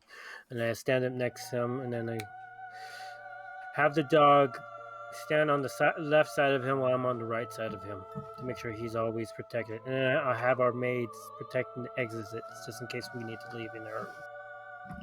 Can I? Yes? I'm trying to think if all of us need to be there, or maybe You could. I Oh, you could have to go go like looking around while everybody's distracted. You feel compelled that this is the attraction of the night. You wouldn't want to miss it. Whatever else is in this palace, it's probably not going to be as exciting as the seance, the main event. Oh. Yeah, you can tell that if you don't stay for this particular piece of plot, nothing will happen. The story will unravel. Please don't All go. right. And I make sure to put on a mask. You I all just take want to your be seats. clear that I did bring my gun with me. I Yeah. got it in my jacket. Yeah, we all brought our gun. No Yeah. one's gonna come in here without a gun. Even the maids are loaded with guns. Everybody Miko has brought it. guns. Miko brought it this time. Alex opens the fly to his pants. You see next to his penis is a gun. Oh no! Oh yes, no, we brought all the guns. Don't Do worry. not cheddar bob yourself. Hmm. I don't know what that means, but it sounds terrible. It I'll is. endeavor not to. Everyone's packing. You. You see Hansen enter the center of the room. In the middle of the glass table, takes his seat in the swiveling chair. Ladies and gentlemen, I thank you all for attending tonight's event. As always, I am here to offer my humble talents to seek those answers. As he moves among the guests, he places a finger on his temple. Already I see the truth shining forth for some of you. One of you here tonight claims to be the Grand Duchess Anastasia Romanov. I can confirm that these claims are correct. Andrew's gonna lean to the side where Miko's and Alex gasps so loudly. How did he know? We should all be honored by her presence here. And appreciative murmurs ripple through the crowd. before Anastasia was promptly assassinated because her identity was revealed. Not here. Amongst friends, amongst civilized individuals such as ourselves, we will not be experiencing any assassination attempts. The assassin just kind of puts the knife away, like, yeah, no, this is a civil place. Dang it. Careful, Milk. This fucking dude, he can hear our internal monologue to Wookiee. Scary stuff. This guy is all-knowing. Oh, God. Oh, I yeah. have powers. Great powers. And he pauses before the group of Nazi party members. My dear Count Heldorf, he says, addressing the man wearing the uniform of Stormtrooper. Your party will do quite well in the upcoming elections. Quite well indeed. The man doesn't have the power to upkeep his eyebrows. With a Alexander start. snorts so loud that, like, he starts choking. The investigators realize Hana-san is speaking with the other man from the mysterious photo in the dossier. The individual holding the leash. Oh, the weird. Oh God, it's that Yeah. guy. Yep. Andrew's gonna like Hana-san, look over to him, try to get him to make eye contact before barking. Hot. Heldorf looks over at you, and when you start giving a little bit of a yap, he raises an eyebrow, but you think what might have caused consternation instead makes him oddly aroused. Oh God. You have Hana-san some can- talent. Alexander sighs deeply, starts putting lipstick on again, heads over to the closet. You're guided back to your seat by one of the maids. Hana-san continues to move amongst the crowd, eventually introducing himself to you all, and thanks you all for coming. It's a pleasure to see you all here. I have not met your acquaintance before, and I'm so honored that you have made it here tonight. Indeed. Thank you for inviting us. We've been looking forward to seeing your ritual and see the difference in our teachings. And Andrew's gonna course. kind of keep the like very extravagant fan over his mouth to kind of cover up his look of just thinking this man is utter bullshit. which one?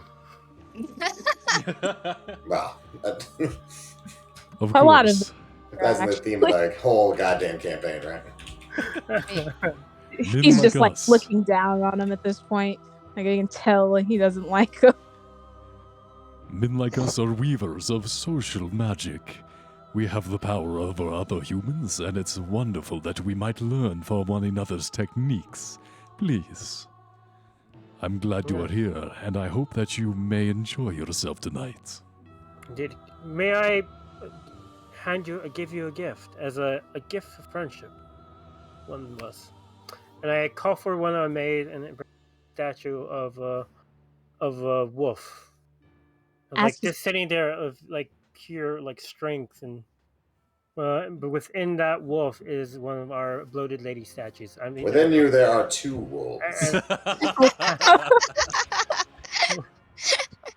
That was just the wolf is a representative of our prophet, of course. And then I hand it to him, and it's like, it's best to place this somewhere where all can see and all can see this value. It's a representative of strength, power, and faith in our religion. I hope you Ooh. enjoy it. Yeah. Thank As you. he's doing, can I pickpocket the men? Give me a dexterity roll as he makes his way past you, taking the wolf statue. I thank you. This is very lovely, and I will treasure it always. Oh, thank God. Andrew, go ahead and add one letter to your inventory. God, this isn't money. Should have got extreme. You see Andrew just throws it on the ground. I don't want this shit. Just rips it in half. I don't want this fucking exposition device. Give me fucking money, you damn What? it. Reading? Where's my goddamn money? As he makes his way towards the end of the table, you see a man, nearly naked, led around on a leash, a gag in his mouth. Those of you that played through Devil Eat Flies recognize this as Inspector Krieg of the Criminal Police. Much Yes. laughter ensues as the man's pathetic predicament. Heldorf takes the man's leash. Wait, the It's photo. very weird for Mika, by the way, since she's has a professional relationship with him. Oh, the wolf is made of gold, by the way. That photo. The lady's wearing the same dress she was wearing in the photo. The people that we saw before here. It was the photo, a future photo. Are we gonna take the photo here? It all Yes. snaps into place as you realize this is the moment, and as Heldorf stands and walks over, grasping the man's leash, and calls out, "Look, Alec, I have a dog now too." And the rest of the room roars up into laughter. You guys find yourselves in the shot as a cameraman comes from around the corner and snaps a quick picture. Margot leaping over to your side. "Oh, this is wonderful. Inspector Krieg and a poodle. Oh, goodness. What fun." Ooh. I don't like this. This isn't just deja vu. This is This is more than that. yeah. Yep. And I have the mask on, and I close my eyes as if it takes a picture. Some of you, the sudden realization coming over you in a wave. The rest of you, trying to hide from the realization to no avail. I need you to make a sanity roll as you experience this surreal time This- distortion. Sanity. Come on, it's not like it's my first time. He's gone through so Wait, much where the sanity heck did today. Go. All right, it's all good.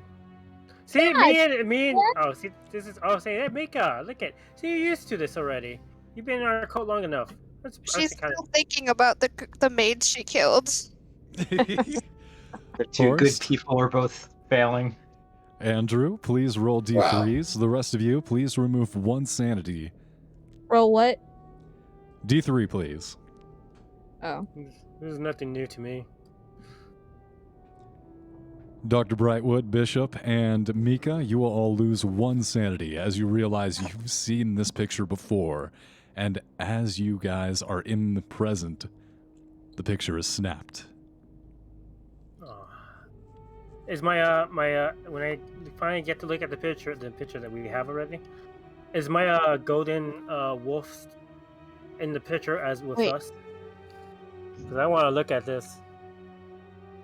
Oh, by the way, Wait a when minute. people die around the statue that I give people, that soul gets sucked into the statue. What is me? Oh no, 2. That's not so bad. Not so bad. No, say that when it's your sanity. Ooh, lucky you, Horst. Actually, I should roll bigger dice. No, you should. No. No. This is the proper die. Yeah, this is the proper Yeah, die. it's true. You're gonna make me roll it. I'm gonna roll a D6. Oh yeah. Oh boy. As you look around, Bishop, you see that the statue of the wolf has been given to one of the maids, who is taking it politely to the rest of the foyer to be displayed alongside Horst's piece. And before you can do anything else, the psychic moves around the glass table and seats himself in the great chair at the center. The overhead light shines down on him, while the other lights, set into the chair's headdress, give him a beneficent halo. Please come to the table. If there are any questions you wish answered, I think I'll be able to help you. And as he speaks, he looks at each of you in turn, a quizzical look on his face as if trying to place where he has seen you before. He motions Nowhere. to each of you. Never met this man in my life. Brightwood wakes up. I think I need you all to come to the table. Brightwood whispers to Andrew, "Was this the one in the closet?" No, that was a different guy. He's over there by this. Ah, He's the one stuffing I don't think I do know you then. Sorry. Well, we're all in the cult. We're 2 neighbors. Wait, he didn't tell us who. He already knew. At least. Is there a way to roll to see if I know this man? Yeah, you know what? Fuck it. Let's all roll. I Roll feel, memory. I How have much time? information that you need to know. What kind of information? I'll give you natural rolled. I'm not sure. Please, let us begin the seance. Hmm. Kind of curious on what would happen with 2 powerful entities meet. All right, let's do this. As you all take your places around the table, Oh, wait, You're we have to joined- sit on the table or like? around the circular table you sit, joined by Count Heldorf and a sufficient number of partygoers to make up 12.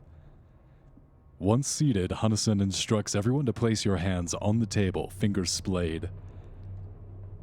The light overhead dims, along with the house lights, and the interior light under the frosted glass of the table comes up, giving everyone seated for the seance a ghostly underlit hue.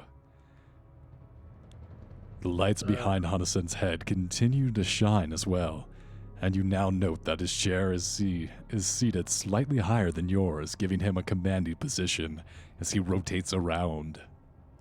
I can't do this because I'm making sure the bishop is safe. So everyone else, the 5, I'll ask maid to take my spot too. as I a don't sacrifice, but I appreciate know hold on to the prophet to make sure he's safe. Yeah. I don't appreciate being looked down on. Can I take his seat? Staring at each participant, his eyes flash with intensity. Finally, he stops. Bishop, Yes. you feel his eyes boring into you. There's a play of wills. So power rolling. Please, close your eyes. What do you see? He's like, close your eyes, not power roll. Oh, I got wills. It made sense for power roll. He powerfully closed his eyes. Pulls a muscle. I look at him. How about you close your eyes? Oh! And let me show you something you haven't seen yet. And I'm gonna show him a memory of something I seen not too long He ago. moves on from you. Darkness. Oh, You do not have the opportunity as he moves on, Curses. looking towards Dr. Brightwood. Brightwood starts unzipping his pants. Come on, man. That was cool role play. You can see something here you haven't seen before. Wow. Please, Doctor, Maybe. close I your have eyes. 2 dicks. Okay. Sorry. Yeah. Alexander closes his eyes. Make a power roll for me, Andrew. Not me? No, I'm sorry, Dr. Brightwood. Can I use 5 luck? Alexander. I'll recommend you don't, because he rolled an extreme success. Can I use 70 luck? No. No, I've only got 45 left. I couldn't if I wanted to. And I kind of do want to. No, don't Well, it's worry. okay. I'm watching over you. This is why I made the power roll.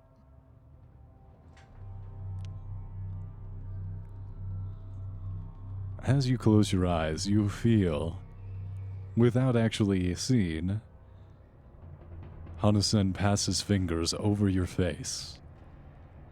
Gradually, you feel yourself lifting away from your body, drifting off. Gradually, all sounds and tactile senses drop away from you. You feel like you're floating at an endless cold void. There's no sense of up or down. Your eyes, they cannot open. No matter how much you struggle, you feel that your mind is under terrific psychic assault as icy fingers are reaching into your skull, attempting to wrench your brain free. Brightwood takes a second. He remembers the pineapple. You try and focus on the pineapple, but it's not there. All you see is blackness. And then through the darkness, a momentary glimpse of a laughing face as the projected in black and white film, Countess Esterhazy. Her laughter ends abruptly as her face is now a steely mask of fury. Hand back the folder and I shall let you live. You will suffer only momentarily, and if you do not, then you will beg me for your death.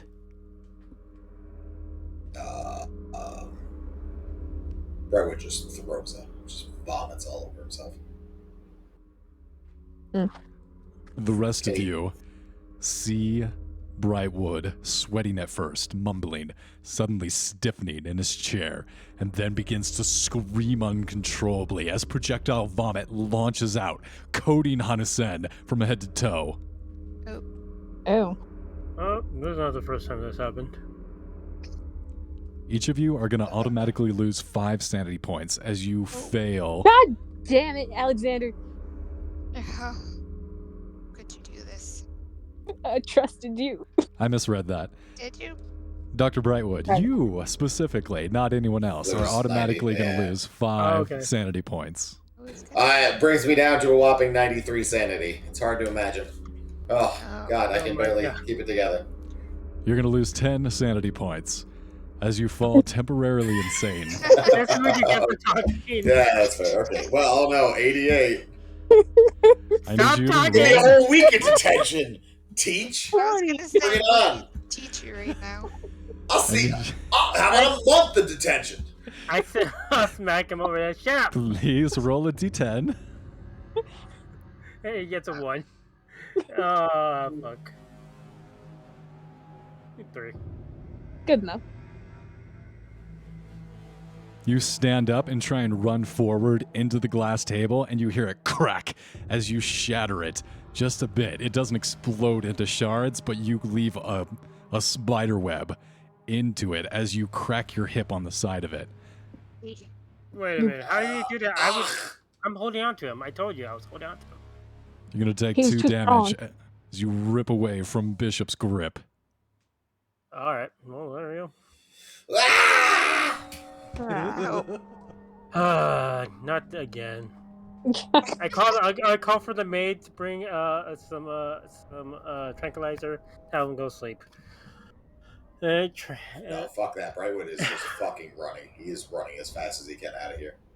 Get the trank darts. Get the trank darts. He's running again. There's a dog. God.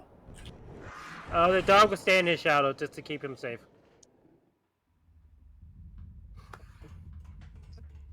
Everyone else in the seance is erupting into chaos. Some people fall back screaming off of their seats. Others are leaping up and trying to flee from the room back into the rest of the palace.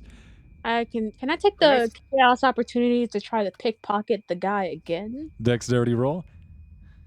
Can I step on people as I walk towards the prophet as he runs away? Advantage?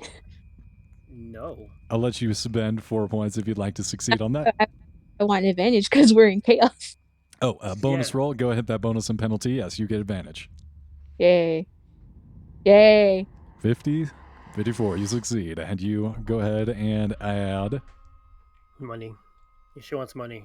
I know he wants money. I'm going to give him money. Money.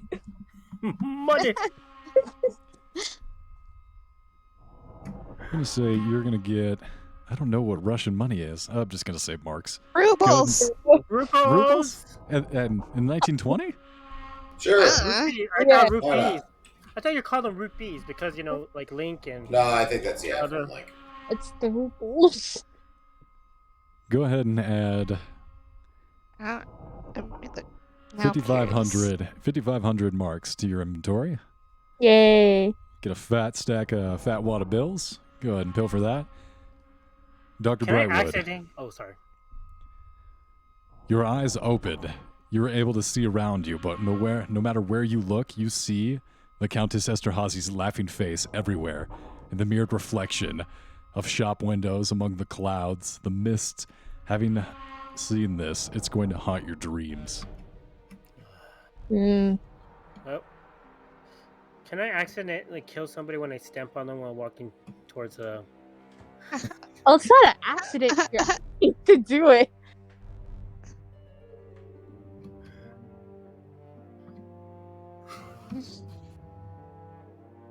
Can I roll an accidental roll? Can I accidentally, intentionally murder someone? Finally, after pickpocketing and beating ass, making sure that the prophet is safe, everything calms down. Hanasan successfully trying to calm the situation. Finally, things return to a semblance of normality. Covered in vomit. I cuddled the prophet in my arms like a baby, and I gave him like some liquor and some like a hard. No, the prophet's gone. Prophet fucking took off. No, we already said we found you. You sure? Yes. Where is the prophet? Because you just said so? Oh, he fucking booked it. He left. Okay, then he full on fucking just left. He ran out the door and just kept running. Oh wait, someone disappeared. His brain melted. This is the most terrifying thing that's happened to him. Oh, poor bro. All right, well, we gotta He's go. gone. He fucking left. He's out. Oh wait, I put the dog inside your shadows. I'll find you whenever I want to find you. It's fine. Needs after him. Dr. Brightwood. Yeah.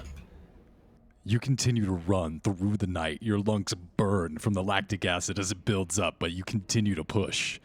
Through the night, the forest, the mists, everywhere you see the laughing face of Countess Esterhazy tailing you, and you continue to push and run. Until... You just hear him periodically shrieking, just ah! Wait, how could we not hear that? You hear, in the distance, the ringing of bells. And you pull yourself together and shift your direction towards the ringing until, over the horizon, you see coming through the foliage a tower that sits atop a platform of red polyphor. It's built of red brick in a Goliath revival style, reminiscent of the northern German castle construction. The tower's base is a large atrium containing a life-size marble statue of Kaiser Wilhelm I, founder of the German Empire. The vaulted ceiling overhead is decorated with a Neo-Byzantine mural, the iron reliefs of Kaiser's closest advisors. You continue to push, and you find yourself walking up the spiral staircase that wends its way up to the center of the tower, to the observation platform 150 feet above the summit of the Carlsberg Hill upon which the tower sits. From here you have sweeping views of Grunwald, and the haven may be taken in. You feel the wind rushing through you, its cool, refreshing air, breathing life into your lungs. As you pant, what do you do?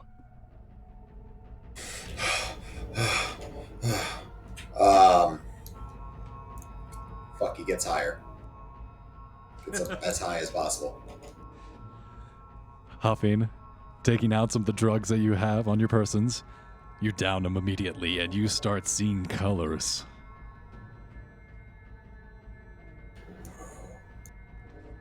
Raymond starts to think that he might see some pineapple off in the distance. If only he could reach for it. And he jumps. No, he doesn't jump. He just fucking lays down. He lays down and just is sobbing inconsolably. You see the pineapple. It's over the horizon. It's just close enough to be out of reach. You feel like if you jump, you could reach it, and then you collapse onto the ground sobbing. And then in the shadows you see movement. As you try and resist and get back to your feet, you're just so tired, your limbs are almost locked. And from the shadows emerge 6 figures that surround you. Looking down over you, you see the familiar faces of the Wild Boys, who all start to pick you up and gingerly nurse you back to health as they walk you down the staircases. Oh, This is why we make friends. Boy, Prophet, you've seen better days. Man, what happened to you? you boys. You ain't so wild, are ya? Well, yeah, we know where our bread is buttered. Let's take you on home, huh? Wait. Alex just collapses. Just fucking no bones. No bones day. Back at the Palace of the Occult. So what are the rest of you doing? I was just sitting there that whole time, just watching everything. Like, literally had no idea what to do. Observing the commotion, sure. Yeah. Bridewood is gone. The instructor of the seance just got projectile vomited on. And I got 550 marks. Nice. Seemingly nowhere. Bishop is Mission accomplished. looking in one direction because of his dog, and he's following where his dog is. He's walking straight into the one direction without any fault or any, like, he knows where he's going, and he just disappears in the shadows. Like, he was there a second ago. You blink your eyes and he's gone. I didn't like Bishop anyway. I'm glad he's gone. Oh. Bishop, Oh no. you abscond into the night, taken to the shadows. The rest of you still at the palace? I mean, what's happening now? Everyone the has seance retreated. still happening? The seance is maids. over.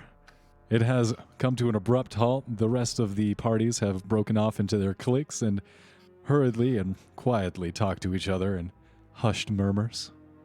Oh, well, this is late. Yeah. We should go home now. Yeah, yes. Gonna do one last sweep of the attendees, see if they have anything else good in their pockets. Absolutely. Give me one last dexterity roll as you make your way through the crowds. Oh, wow. Yes. Have a tit.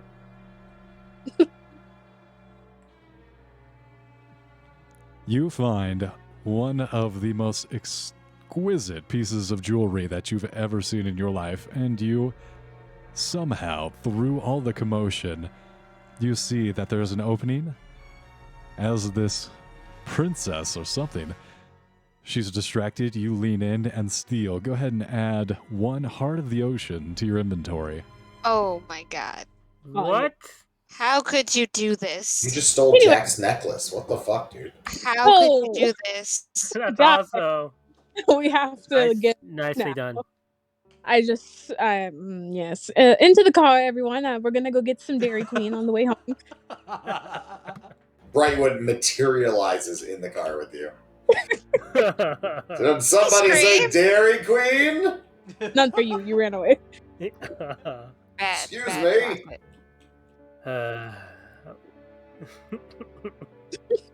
Like, Andrew's gonna hurriedly rush everybody out with like urgency. Like, yes, we're gonna go now. Nothing's happening. All right, get your little bags and everything. We're gone. Hey, you gotta get your because you have your party bag, your swag bags. So make sure you get your swag bags too. Yes. Aw. Maybe still a couple bottles of champagne while you're at it. No, it's just we're gone. Mika's Fine. already waiting outside. Where isn't the heart of the sea fake, anyways? What? No, one of them was. There was a fake one, but I doubt this is the fake one. Oh, Piling maybe into this the is the car. reason why there's a fake one. Because she lost the real one. Hey. I stole it.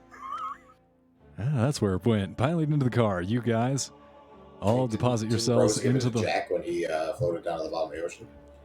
I thought that's No, where it was. Finding Then yourselves... she finds it later when she's like an old lady. You're gonna get us killed if Yeah. you keep on doing this to us. You all, for the expedience sake, pile into the car and retreat back into the city. And somehow, you find a huge group of wild boys pulling Dr. Brightwood between them. Just as Bishop tracks him down, you all rendezvous. So, synchronicity, amazingly. And piling into the cars, you are almost back at the Church of Starry Wisdom when you come to a police checkpoint. What? Wait, what about my checkpoint? Where's my checkpoint at? You get none. I know I actually made one. I ordered it. They put a wall around our territory so nobody can just come in and go when they please.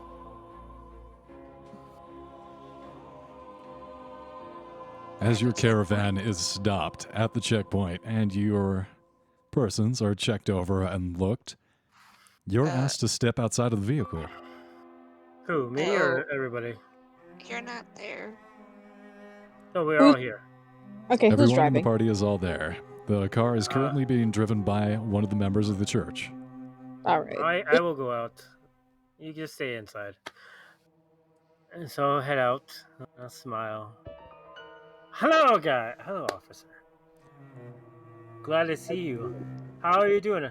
We have donated a good amount to your fixings. We always support you guys. How can I help you? Hands up. And he pulls a gun and puts it on you. Oh, you got Oh, nose. Yeah. And I look at him in the eyes like, are you sure about that? He wasn't read his rights. And I snap my finger and my 4 cars I brought with me actually came out, and the maids with guns came out. I was like, are you sure about that? He's taken back only for a moment as the 4 cars peel around, all flashing the headbeams into his eyes. Tommy guns, maids, all pointing at him. And I just watch him carefully, and I walk closer to him while he has his gun at me, and I get right up to his face and give him a beautiful kiss. It's like, I respect authority, especially my own. Yeah, Brightwood comes up And- and kiss too. Can we please stop kissing random people? I'm not kissing a random person. This is a cop. He's a A random random cop. freaking cop. I don't mind. And then It's my best friend. I pull my cop. shirt and make You're spending a night in the decontamination room for that. I pull my jacket like close, with two hands, make sure it's nice and tidy. Now, explain to me why you stopped us before we are no longer friends. We have orders from the Fuhrer to bring you in, dead Oh. or alive.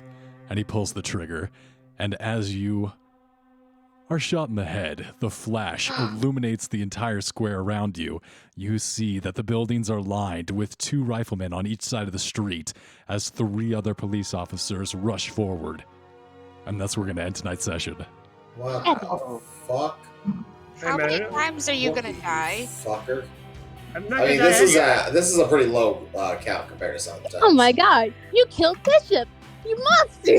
You bastard. Again! You monster! And this is why I have magic, man. I put the armor for a reason. I knew something. Good move. The armor should still be up. I need you to make a dodge roll as I try and hit you with a 16. Ooh. Can I go with a dexterity, please? No. Dodge roll. If you want to Dodge it. increase your dodge, you do that at the end of the No. session. Well, you never said we could do that at the end of all this. I'm saying it now, and I have to Wait. reread those rules. Stop questioning the DM. It's going to be He's 1d10. literally. So I gotta roll 1d10? 7 You're going damage? to take 7 damage from your magical armor. I got 3 armors. I got 3 left. I look him in the eyes. Now's my. Can I please shoot him as a respawn before we No. go? Can't You would have dodge had and to shoot. not dodge. You would have had to parry or whatever instead of dodging. If only you rolled dexterity, you could have done it, but Oh, stop it. you didn't do it. Oh shit. So 2, 8, 30.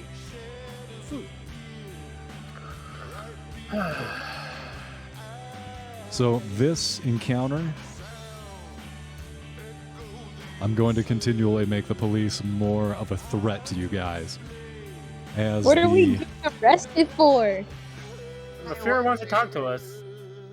All right, we'll metagame a little bit right here. So, the Countess Esterhazy, as the Witch Queen of Berlin, has her fingers in all the power structures, including the police, including the Nazis, including the politicians of the Reichstag.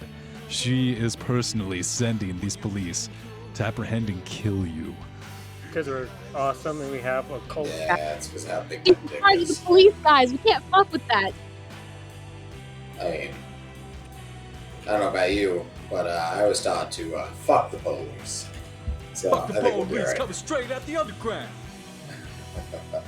So Oh, there boy. is a hard time limit of. So eventually, there is going to be firepower brought against you that is just going to.